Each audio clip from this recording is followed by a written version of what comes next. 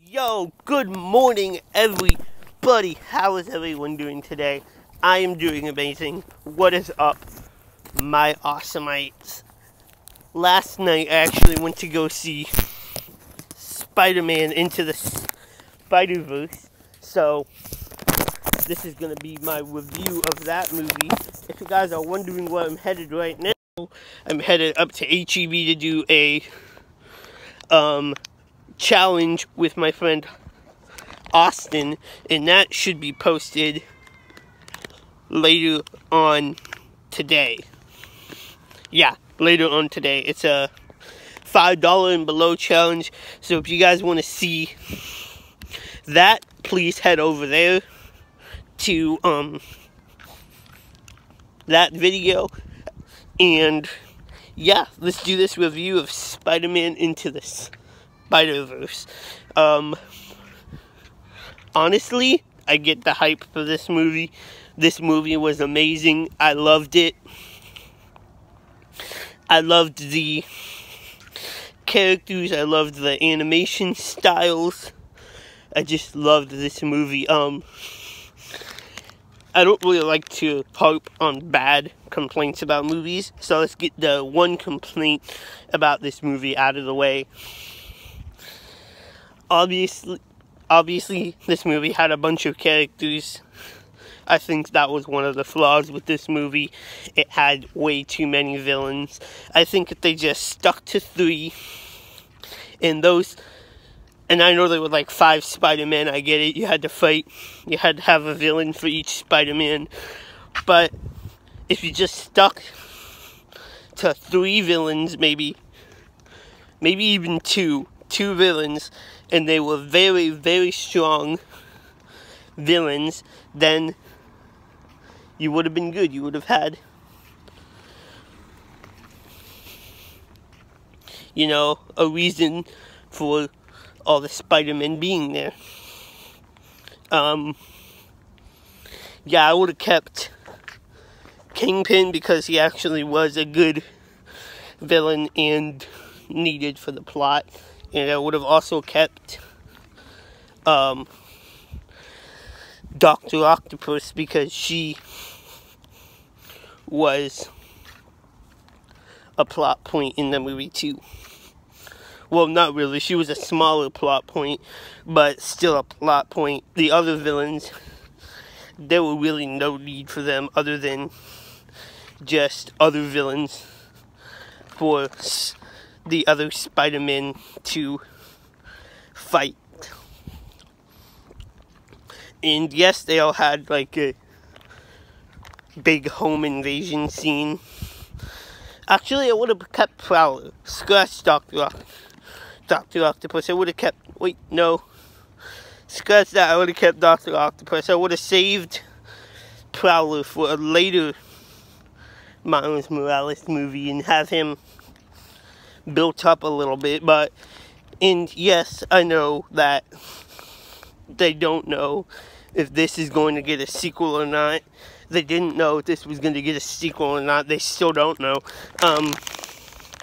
If this movie keeps doing as well as it is right now, then yeah, they're definitely going to have a sequel. But it's just like, if it's like the Power Rangers movie, big opening weekend, then after that falls flat, and then yeah, the Power Rangers movie didn't get a sequel. Well, they might be getting a sequel with the Hasbro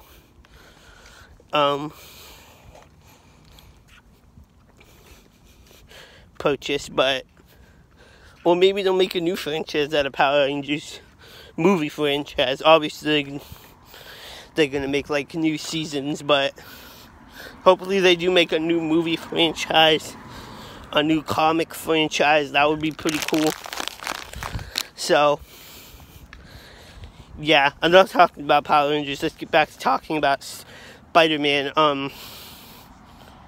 But yeah, I would have just had Aaron Davis in this movie and kept him.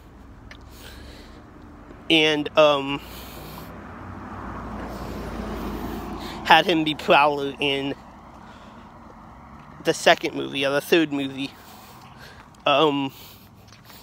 Probably going on the third movie, not the second movie. That would have just helped build up the relationship between Miles and Aaron Davis a little bit more, his uncle Aaron Davis. While we're on that subject, I really did, let's get to the positives of this movie. I really did enjoy the character dynamics in this movie, and that does not just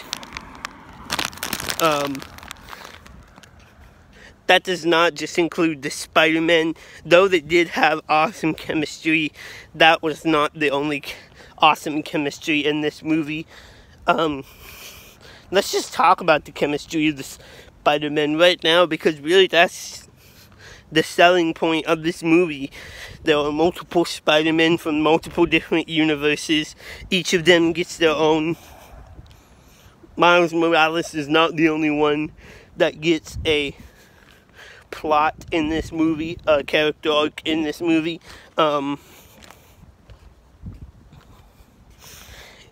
Each and every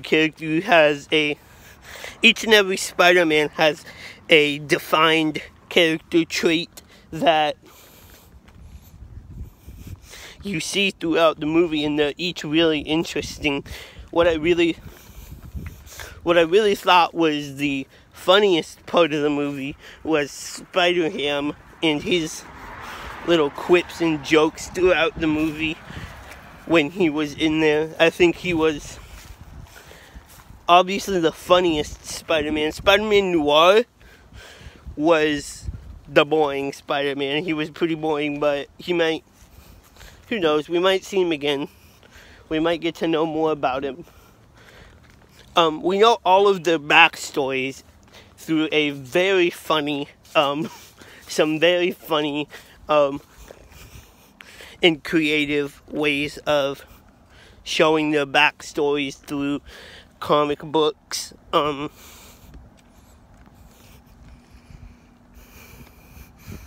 So, yeah, and obviously there were jokes in this movie. This is a Spider-Man movie. You know there was going to be some jokes. It's for kids.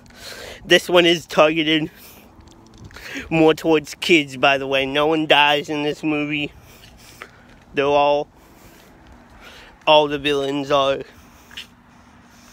beat, obviously, but I won't tell you how they get beat, and I won't tell you what happens to them in the end. But yeah, we all know the villains are beat. The only Marvel movie I know of where the villain isn't beat is by the end of the movie is Infinity War. Yeah, while we're on the subject of Infinity War, if you guys liked the Avengers 4 trailer, be sure to go over and check out my reaction for that. But back to Spider-Man Into the Spider-Verse. Penny Parker, I really liked her story in this movie. She had a very, very small plot story where her robot friend ended up dying at the end of the movie, but that was a spoiler, by the way. Sorry about that. I forgot to say this is a spoiler review. That was the only spoiler I think will be in here, though.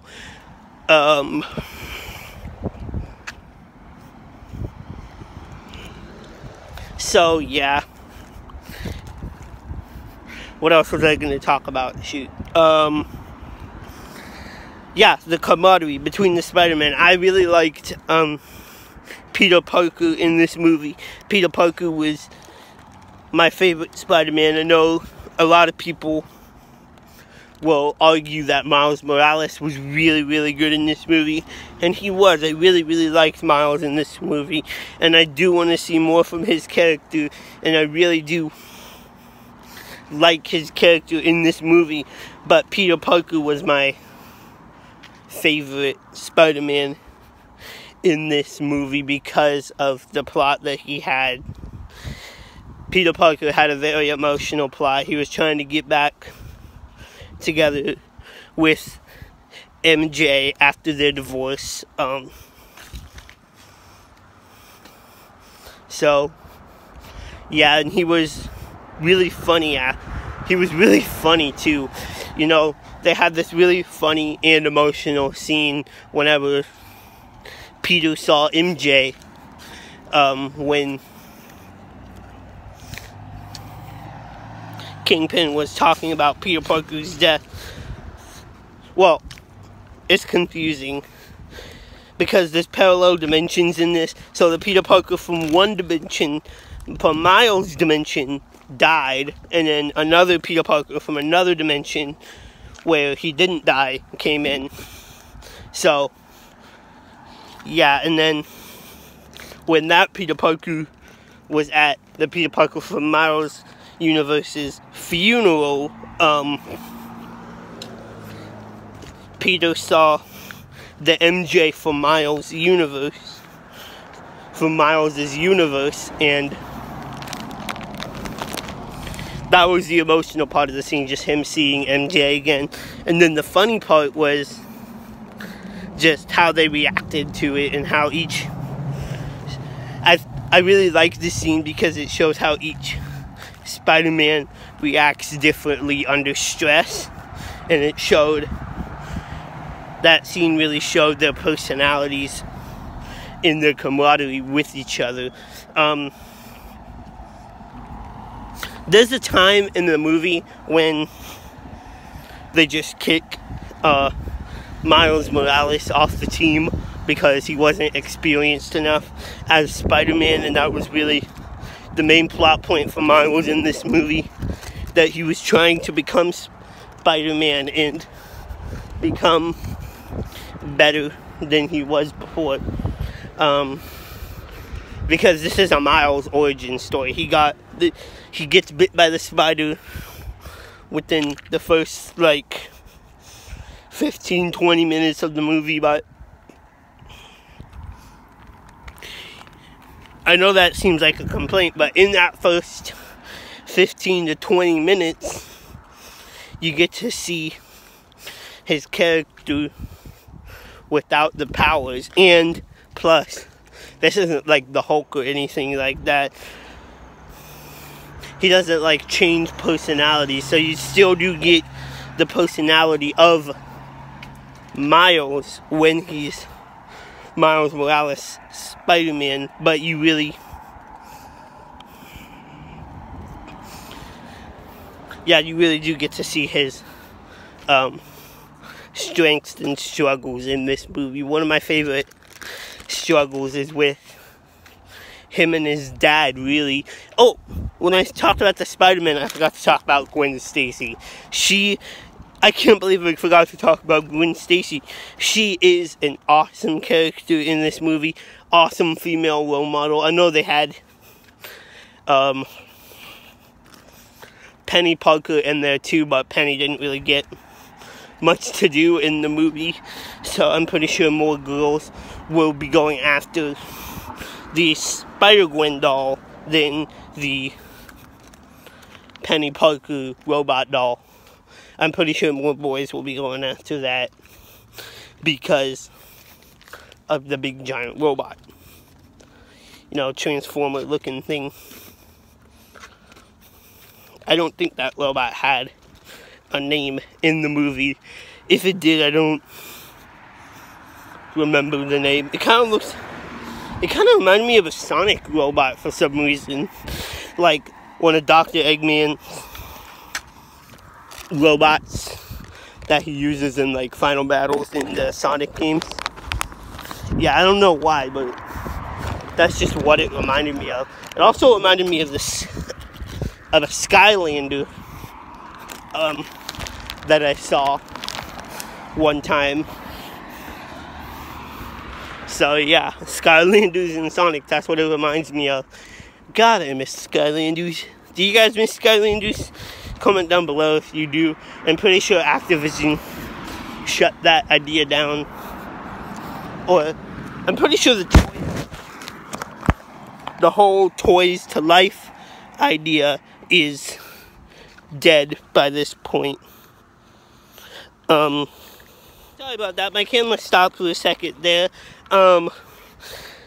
Let's just finish this review, guys. I really enjoyed the animation style of the villains. Even though I didn't like how many villains there were in the movie, I enjoyed their animation style. I enjoyed their looks. My favorite one would have to be Kingpin, because he is just so massive and huge in this. You didn't really get to see Kingpin on screen animated before this, and I just thought it was really cool. He just, whenever he walked on the screen and it was showing his back and he was wearing like a black suit the whole movie, the whole screen was black. Like literally you could just feel the massiveness of this man.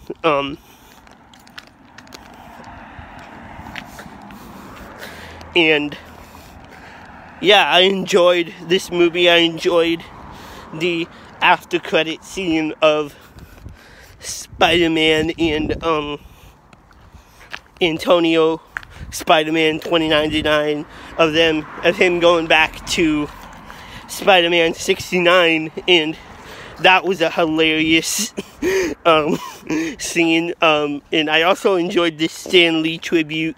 That was really nice. And some of the artwork in the after credit scene, you know, Marvel has to be really creative with some of the after credit scenes, and really artistic, and I feel that this one really got that artistic art style and artistic kind of intrigue down, so that they could keep us for the after credit scene. And I enjoyed the little message from Stan Lee. And this movie has a really good soundtrack too. That's what they also kept me intrigued with. I really like the soundtrack to this movie. The big one, the Post Malone song that Miles was singing at the very beginning of the movie, I enjoyed that song. I listened to it a lot. I've listened to it like 5 times since I've seen that movie. So yeah, great soundtrack, great characters, great villains. I really liked this movie. I'm seeing why people have hype for this movie, and and as I've said multiple times in this video, I am really hoping we do get a sequel, because I want to see more of Miles Morales. This kid is awesome, and I don't know who his actor is or who plays him, but they had really good voice acting in this movie. They had great chemistry, just a great movie overall. I really do suggest you guys go see this movie before it's out of theater, because it's an experience, dudes. So yeah, if you've seen Spider-Man Into the Spider-Verse, please let me know your thoughts of the movie down below. And I think we're done here, so yo, what's up, buddy? That's my friend Austin. So we're about to go make that $5 challenge video. So yeah, peace out, guys. And definitely go see Spider-Man Into the Spider-Verse.